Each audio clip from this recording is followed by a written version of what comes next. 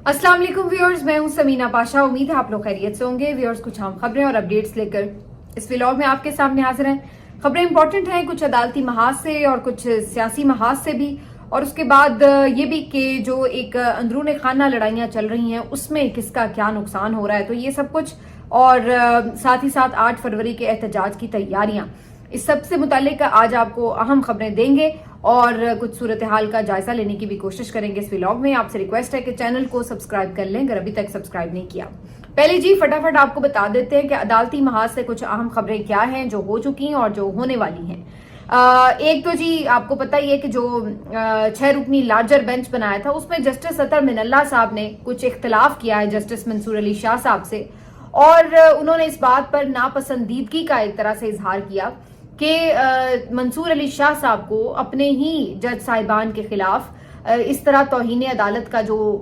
India उन्होंने दिया वो नहीं देना चाहिए था। बज़ाहिर वो इस पे कोई खुश नजर नहीं आए, बल्कि उन्होंने इसको तंजन यूं भी कहा कि अगर आप इस नतीजे पे पहुंचे थे तो फिर आप देते उन्हें तौहीन अदालत का नोटिस।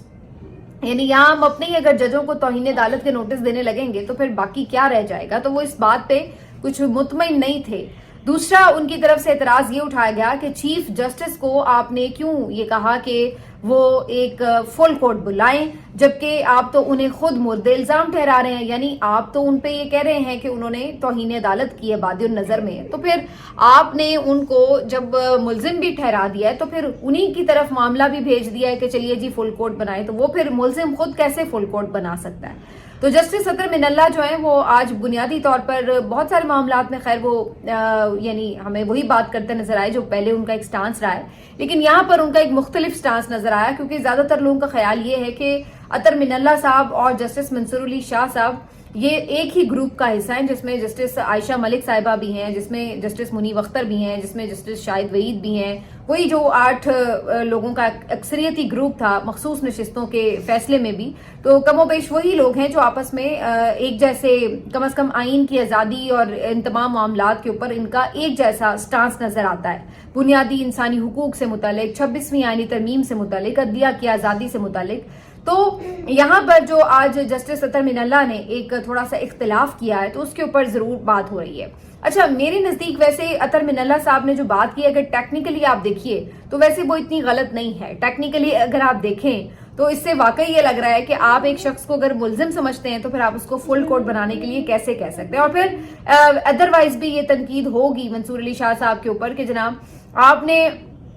चीफ जस्टिस को डायरेक्ट कैसे कर दिया कि जी आप जो है वो फुल कोर्ट बनाएं। ये तो चीफ जस्टिस का इख्तियार है, तो कोई उनको डायरेक्ट नहीं कर सकता। ये बात दुरुस्त है कि कोई डायरेक्ट नहीं कर सकता, लेकिन माजी में ये मिसालें मौजूद हैं कि मुख्तलिफ जजेस मुख्तलिफ मामलात के ऊपर नोट्स लिखकर, खतूत लिखकर, किसी भी हवाले से वो कुछ ना कुछ अपनी राय का इजहार चीफ जस्टिस तक पहुंचाते रहे हैं। तो ये कोई ऐसा मामला नहीं है कि ये बिल्कुल कोई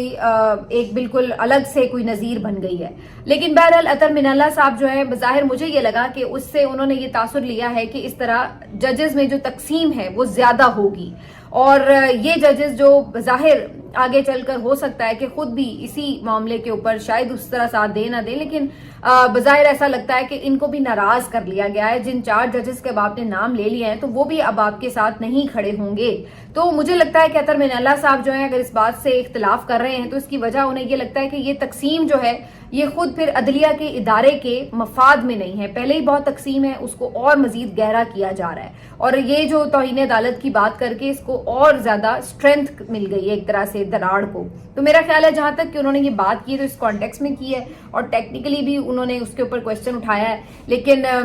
कुछ लोगों का ख्याल है कि नहीं, इसके ऊपर उन्होंने वाज़ेह तौर पर मंसूर अली शाह साहब से एक मुख्तलिफ लाइन ली है और उन्हें शायद छोड़ दिया है, या अब वो शायद उनके ग्रुप का हिस्सा नहीं रहे। मैं इतनी दूर की ये बात नहीं सोच रही, लेकिन मेरा ख्याल है कि जो उन्होंने अभी जो एक स्टांस लिया है वो इस केस की हद तक है। बाकी आगे देखेंगे कि क्या होता है। फिलहाल तो मेरा ख्याल है अब ये जो लार्जर बेंच है ये वैसे ही बेमकसद सा हो गया है, क्योंकि जब कोई अपील ही उसके ऊपर बाकी नहीं रही जो तौहीन अदालत का नोटिस हुआ था, तो फिर बाकी इस बेंच को बनाने का तो कोई जवाब ही नहीं रहता। बहरहाल अब इन्होंने अपनी सफाइयां वजाहतें जरूर दी हैं, लेकिन एक बात तो दुरुस्त है कि जस्टिस मंसूर अली शाह साहब ने अगर ये पॉइंट आउट किया है कि इन लोगों की तरफ ये सारा मामला जाता है تو بیسیکلی بات تو اسی طرح ہی تھی. ظاہر ہے کہ انہوں نے ان کے جوڈیشل آرڈر کے برخلاف ان کا کیس واپس ان سے لیا اور کہیں اور فکس کیا, تو اس پہ ان کا اعتراض تو جائز تھا. ہاں اگر وہ مصلحتاً اس کو اگنور کر دیتے تو علیحدہ بات تھی, لیکن اس سے کیا فائدہ ہونا تھا. تو یہ اب لڑائی جو ہے وہ بڑھتی ہوئی ہمیں نظر آ رہی ہے. بہرحال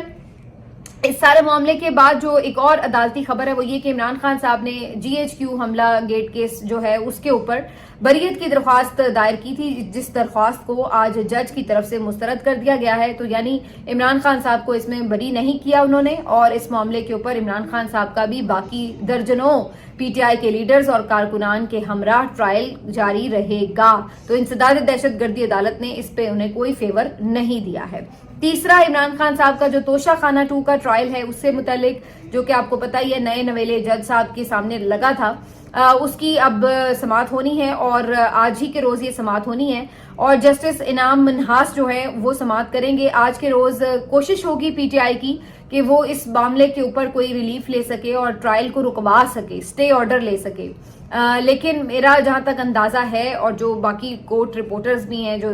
جو ایک سیاسی حالات کو بھی بندہ دیکھ رہا ہے, وہ یہ پڑھ سکتا ہے کہ اس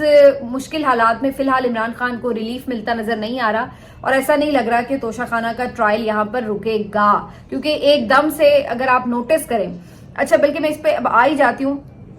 جہاں ہم یہ عمران خان صاحب کے تینوں کیسز کے بارے میں بات کر رہے ہیں, اور پھر القادر کا بھی ابھی آپ کو پتا ہے کہ ان کی اپیل آج دائر کر دی گئی ہے, تو وہ اپیل بھی اب جب سماعت کے لیے لگے گی ڈویژنل بینچ کے سامنے تو اس سے بھی ہمیں اندازہ ہوگا. تو میرا کہنے کا جو اس میں پوائنٹ مقصد ہے وہ یہ ہے کہ اب آپ دیکھیے کہ ایک دم سے یہ تاثر ملا کہ جو ٹاکس ہیں وہ ختم ہوئی ہیں, اور وہ ٹاکس صرف سامنے ہی ختم نہیں ہوئی, وہ پیچھے بھی کچھ معاملات خراب ہوئے. جو پیچھے پسے پردہ بات چیت چل رہی تھی, جو آفرز رکھی گئی تھی ٹیبل پر, وہ عمران خان صاحب نے نہیں مانی, جس کے بعد ایک تعطل آ گیا ہے بات چیت میں. میں یہ نہیں کہہ رہی کہ وہ ختم ہو گئے اور دوبارہ نہیں ہوگا, لیکن فی الحال ایک تعطل آ گیا ہے, اور اس تعطل کے بعد ایسا لگ رہا ہے کہ دوسری طرف سے بھی ریاکشن آیا ہے, اور اس ریاکشن کے نتیجے میں 3-4 چیزیں ہوئی ہیں. کون سی 3-4 چیزیں ہوئی ہیں؟ عدت کیس کو دوبارہ سے لگا دیا گیا, اسلام آباد ہائی کورٹ میں اس کو اٹھایا گیا ہے. اس کے بعد آپ دیکھیے تو بریت جو ہے یہ مسترد ہوئی ہے. اس کے بعد توشہ خانہ کا جو کیس ہے وہ نئے جج کے پاس لگا دیا گیا ہے, اور اسی کے بعد بریت کیس جو ہے اس میں عمران خان صاحب کی استدعا مسترد ہو گئی ہے. تو تمام جو کیسز ہیں ان کو ایک دم سے آن کر دیا گیا ہے. ایسا نظر آ رہا ہے کہ سارے جو کیسز ہیں ایک دم سے آن کر کے دوبارہ سے عمران خان پہ پریشر بڑھانے کی کوشش کی گئی ہے. تو جو ابتدائی بات چیت ہوئی تھی اس میں جو بھی ڈیلز آفر کی گئیں, جب وہ عمران خان صاحب کسی بات پہ اگری نہیں کیے, تو اس کے بعد اب فی الحال بات روک کے دوبارہ سے پریشر بڑھانے کی طرف سسٹم گیا ہے. بظاہر جو اس وقت حرکات ہو رہی ہیں اس سے تو یہی نظر آ رہا ہے. کوئی اس میں CBM نظر نہیں آ رہا, اور اس میں جو سب سے بڑی چیز جو میں نے مس کی وہ یہ کہ بشرا بی بی کو بھی سزا سنا کر دوبارہ سے قید کر دیا گیا. تو یہ بھی ایک بہت بڑی اس کی آپ کو مثال نظر آتی ہے کہ ایسا ہی ہے کہ ادھر جو آپس میں چیزیں تھوڑا بہت سامنے آمنے بیٹھنے کا ہوا تھا اس میں کہیں تعطل آیا ضرور ہے. لیکن اس بیچ ایک اور چیز بھی آج ہوئی ہے جو کہ بڑی معنی خیز ہے, اور وہ ہے علی امین گنڈا پور صاحب کی عمران خان صاحب سے ملاقات. آج علی امین گنڈا پور صاحب کی عمران خان صاحب سے ایک الگ سے 1-on-1 ملاقات ہوئی ہے, تقریباً 1.5-2 گھنٹے جاری رہی ہے. اور اس ملاقات کو بھی اس تناظر میں دیکھیے کہ پچھلے 2-3 دنوں میں کیا کچھ ہو چکا ہے. ایک تو ظاہر ہے کہ عمران خان صاحب نے اپنی پارٹی کے حوالے سے بڑی تبدیلی کی, اور علی امین گنڈا پور سے صدارت KP کی لے کے اور جنید اکبر صاحب کو صدر بنایا. تو دوسری طرف یہ باتیں اٹھنا شروع ہو گئیں کہ کیا اب علی امین کی وزارت اعلیٰ بھی خطرے میں ہے, اور کیا ان سے یہ والا عہدہ بھی لے لیا جائے گا. تو ایک تو یہ بات اپنی جگہ ہے, حالانکہ اس کا فی الحال فوری امکان نہیں ہے. میرے نزدیک ابھی عمران خان صاحب فوری ایسا نہیں کریں گے, اور میں نہیں سمجھتی کہ اس میں ابھی اس لیول تک عمران خان صاحب چلے گئے ہیں کہ وہ بالکل کوئی علی امین کی شکل دیکھنا پسند نہیں کریں گے یا اس طرح. علی امین اپنے طور پہ کوشش ضرور کر رہے ہیں کہ معاملات کو ٹھیک کر سکیں, چاہے ان کا طریقہ کار دوسرا ہو, مزاحمتی نہ ہو, مفاہمتی ہو, لیکن لگے وہ اس طرف ہوئے ہیں اور لگے رہے ہیں پہلے بھی. اب اس سلسلے میں عمران خان صاحب جو ہیں ان کے اوپر کتنا اعتماد کرتے ہیں یا نہیں کرتے, فی الحال عمران خان صاحب نے کم از کم ان پر عدم اعتماد تو نہیں کیا ہے. آج علی امین گنڈا پور صاحب ان سے ملے ہیں تو 2-3 چیزیں ہو سکتی ہیں جس پر ان کی بات ہوئی ہو. ظاہر ہے ایک تو پارٹی افیئرز بھی ہیں, اور دوسرا جو ایک امپورٹنٹ معاملہ ہے وہ یہ بھی کہ اب یہ دوبارہ جو پریشر بڑھایا گیا ہے تو اس کے بعد بھی کوئی میسجنگ, کوئی پیغام رسانی ہوئی ہے کہ بھئی اب کیا خیال ہے دونوں طرف. تو یہ بات بھی آپ ذہن میں رکھیے کہ علی امین گنڈاپور صاحب جو ہیں وہ بیچ میں ایک برج کا کردار ادا کر رہے ہیں، ایک کلیدی کردار ہے ان کا ادھر سے ادھر پیغام رسانی کا، اور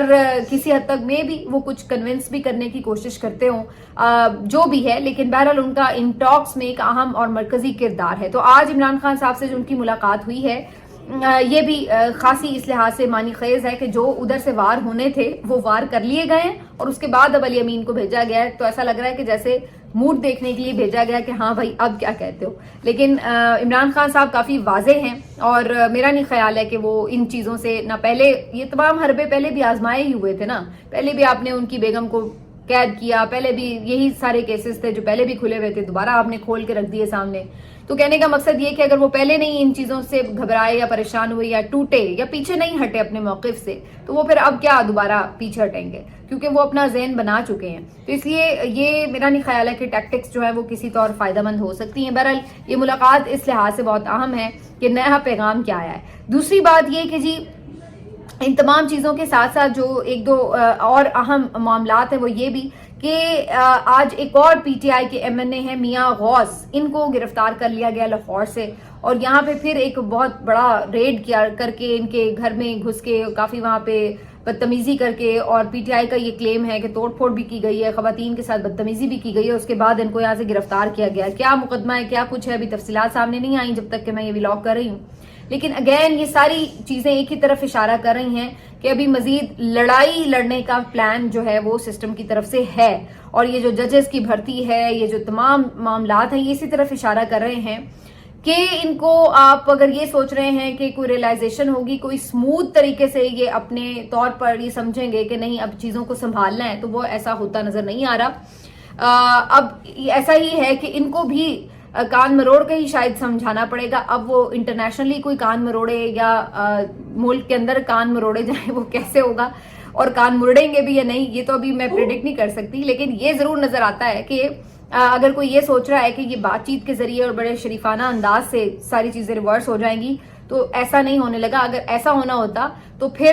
بہت پہلے ہو جاتا، اور یہاں تک شاید نوبت بھی نہ جاتی کہ اس قدر آگے بڑھ جایا جاتا دشمنی میں جہاں تک بات پہنچ چکی ہے۔ تو یہ بھی اسی طرح کی ایک انڈیکیشن ہے، دوبارہ سے لوگوں کو گرفتار کر لو، پکڑ لو، نئے کیس، اور یہی سب کچھ جو ہم پچھلے 2.5-3 سال سے ایک عذاب جو ہے دیکھ رہے ہیں اس ملک کے اوپر، تو وہ اسی کی کنٹینیوٹی نظر آ رہی ہے۔ آج ایک خبر آئی کہ پی ٹی آئی کے ایک کارکن ہیں جن کو کافی عرصہ 9 مئی کے مقدمات میں گرفتار رکھا گیا، بعد میں ان کی رہائی بھی ہوئی، لیکن آج انہی میں سے ایک جو کارکن ہیں وہ جاں بحق ہو گئے اور ان کی طبیعت خراب ہوئی، اس کے بعد وہ جاں بر نہ ہو سکے۔ اب یہ ایک فواد چودھری صاحب کا ٹویٹ میری نظر سے گزرا جو کہ امپورٹنٹ ہے اس لحاظ سے کہ انہوں نے صحیح نقطہ اٹھایا ہے کہ یہ تیسرے کارکن ہیں جو کہ جیل میں سے رہا ہونے کے بعد جن کی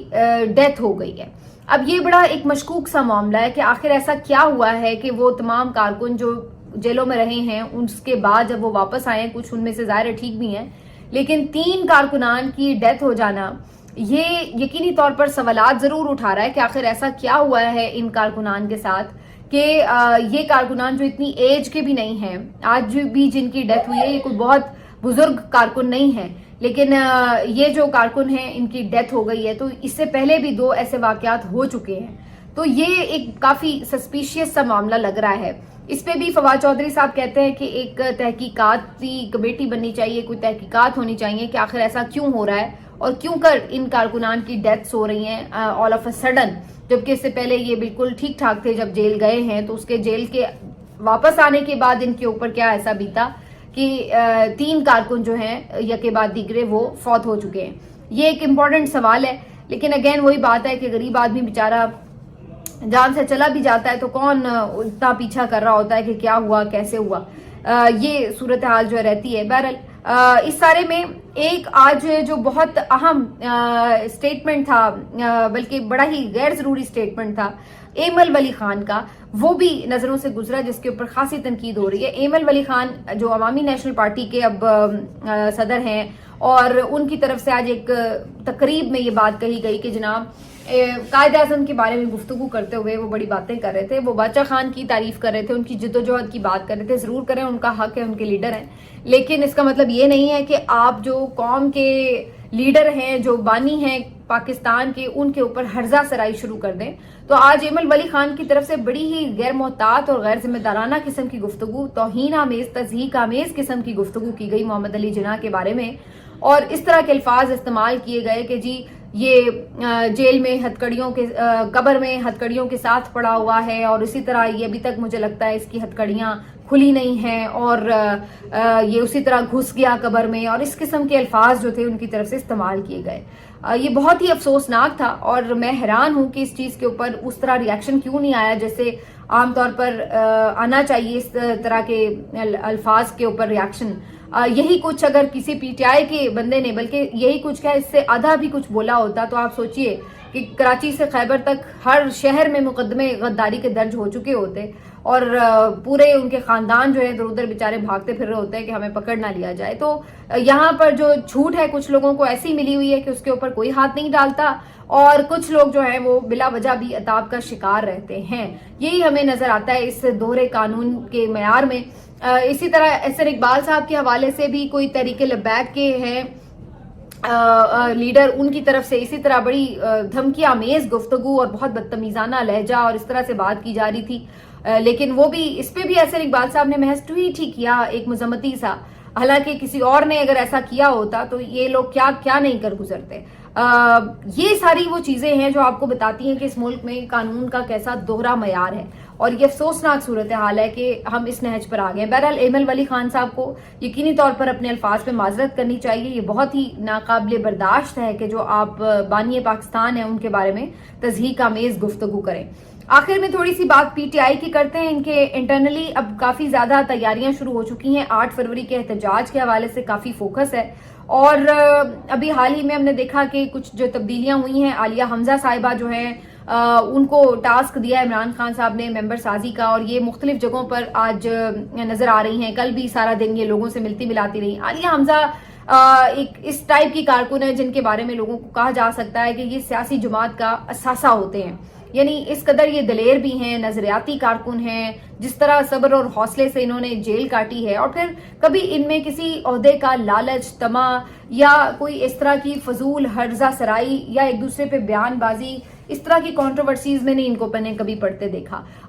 سارا فوکس جو ہے وہ ان کے مین جو ٹارگٹ ہے اس کے اوپر ہوتا ہے. مین اپنا جو فوکس رکھتی ہیں وہ ابھی جیسے ایک ظاہر کرائسس میں ہے پارٹی, تو ان کا فوکس وہی عمران خان صاحب, ان کی رہائی, ان کے معاملات سے جڑا ہوا ہے, نہ کہ یہ آپس کے چھوٹے موٹے عہدے داروں اور یہ وہ ان چیزوں پہ الجھ رہی ہوں. تو بہت ہی اس لحاظ سے وہ ایک سمجھدار پولیٹیشین ہے, بہت محنتی پولیٹیشین ہے. فیلڈ میں بھی آپ کو ہر جگہ نظر آتی ہیں, ہر احتجاج میں آگے آگے نظر آتی ہیں. اور اب یہ ایکسٹرا جو انہیں رسپانسبلٹی دی گئی ہے خان صاحب کی طرف سے, تو میں دیکھ رہی ہوں مسلسل مجھے نظر آ رہی ہیں ان کی ویڈیوز وغیرہ, کبھی نارووال میں ممبر سازی, کبھی پنڈی میں, کسی اور جگہ پہ مختلف شہروں میں جا رہی ہیں, اور 8 فروری کے احتجاج کے حوالے سے لاہ عمل بنا رہی ہیں. تو یہ جو لوگ ہیں یہ ہیں بیسکلی جن کی وجہ سے پی ٹی آئی جو ہے وہ ابھی تک گراؤنڈ پر آپ کو الائیو نظر آ رہی ہے. پی ٹی آئی کراچی کی طرف سے بھی میں دیکھ رہی تھی, سندھ اور کراچی میں بھی کافی ایکٹیویٹیز کی جا رہی ہیں. ابھی کل انہوں نے یہ ملیر میں ایک فنکشن کیا ہے, ورکرز کنونشن کیا ہے, اور حلیم عادل شیخ جو سندھ کے یہاں کے صدر ہیں وہ یہاں پر خود موجود تھے. اچھا خاصا بڑا یہ کنونشن ہو گیا تھا, اور انہوں نے اب یہ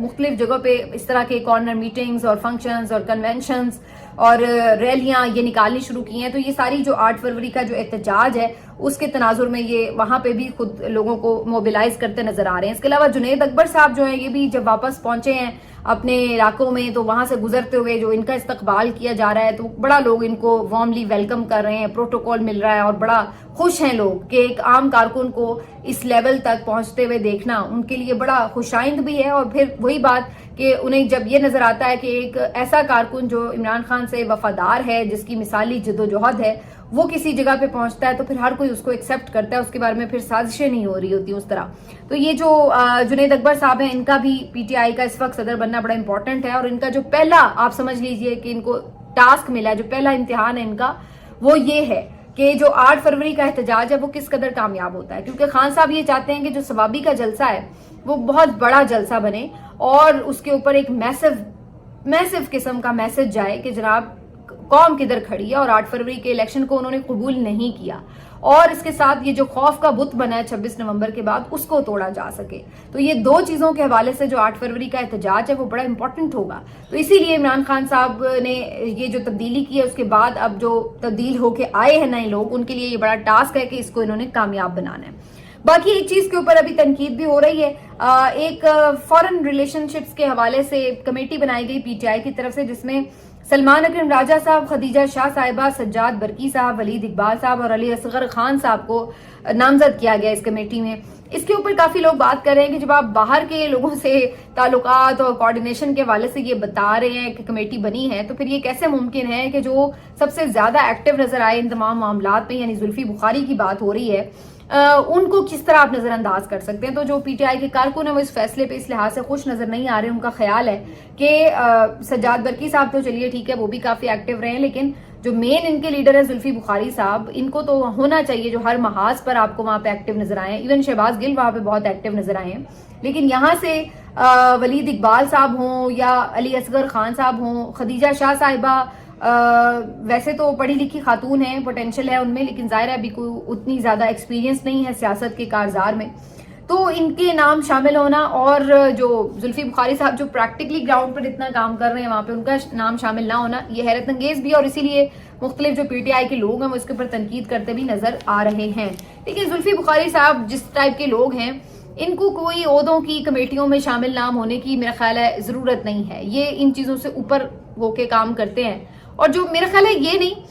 کوئی بھی جو آپ کا وفادار ساتھی ہے جو واقعی جینوینلی اپنے لیڈر کے ساتھ کھڑا ہے اس کے نظریے کے ساتھ کھڑا ہے اس کو اس سے کک فرق نہیں پڑتا کہ بھائی مجھے کوئی عہدہ ملا ہے یا نہیں ملا اور میرا نام کسی جگہ شامل ہوا ہے یا نہیں ہوا. اگر مل جائے تو وہ کہتا ہے ٹھیک ہے، نہیں بھی ملے تو وہ اپنی کیپیسٹی میں جتنا جوگا ہوتا ہے وہ کام کرتا رہتا ہے.